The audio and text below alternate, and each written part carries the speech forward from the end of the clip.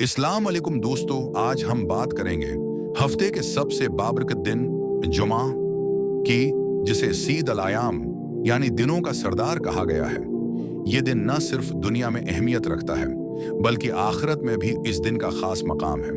रसूल अल्लाह ने फरमाया, बेशक जुमा का दिन दिनों का सरदार है और अल्लाह के नज़दीक सबसे अजीम दिन है।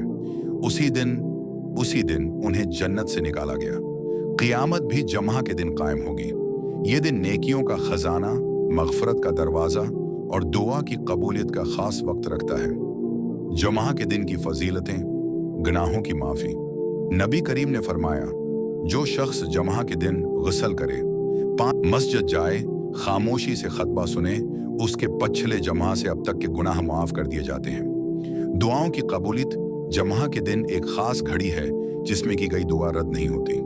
नबी करीम ने फरमाया, जुमा के दिन एक ऐसी सायत है कि अगर कोई मुसलमान बंदा इस वक्त में दुआ करे तो अल्लाह इसकी दुआ ज़रूर कबूल करता है।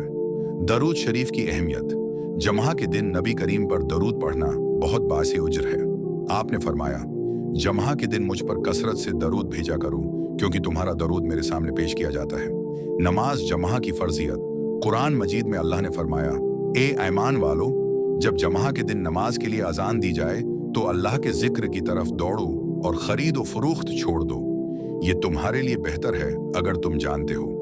नमाज जमा मुसलमानों पर फर्ज है, मर्दों पर। इसकी अदायगी सिर्फ इबादत नहीं बल्कि इज्तिमायत, इत्तेहाद और मुसलमानों की रूहानी तरबियत का जरिया है। खतबा जुमा एक इस्लामी लेक्चर है जिसमें दीन की अहम बातें और हालात हाजरा से रहनुमाई शामिल होती है। नमाज जुमा के आदाब। गस्ल करना, साफ लिबास पहनना, खुशबू लगाना, जल्दी मस्जिद जाना, खामोशी से खतबा सुनना, मोबाइल बंद रखना या खामोशी पर रखना।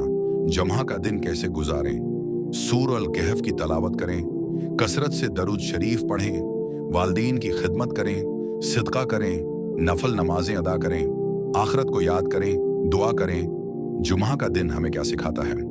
ये दिन हमें जिंदगी को नज्म व ज़ब्त के साथ गुजारने, अल्लाह की तरफ रुजुआ करने, गुनाहों से तौबा और इज्तिमाई इबादत की अहमियत का पैगाम देता है।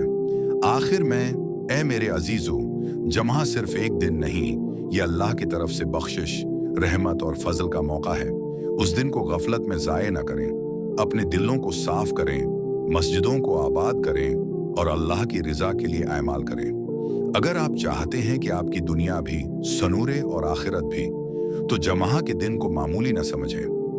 ये दिन अल्लाह का खास तहफा है, उससे फ़ायदा उठाएं। इस वीडियो को लाइक, शेयर और सब्सक्राइब ज़रूर करें ताकि मज़ीद इस्लामी पैगामात आप तक पहुँचते रहें।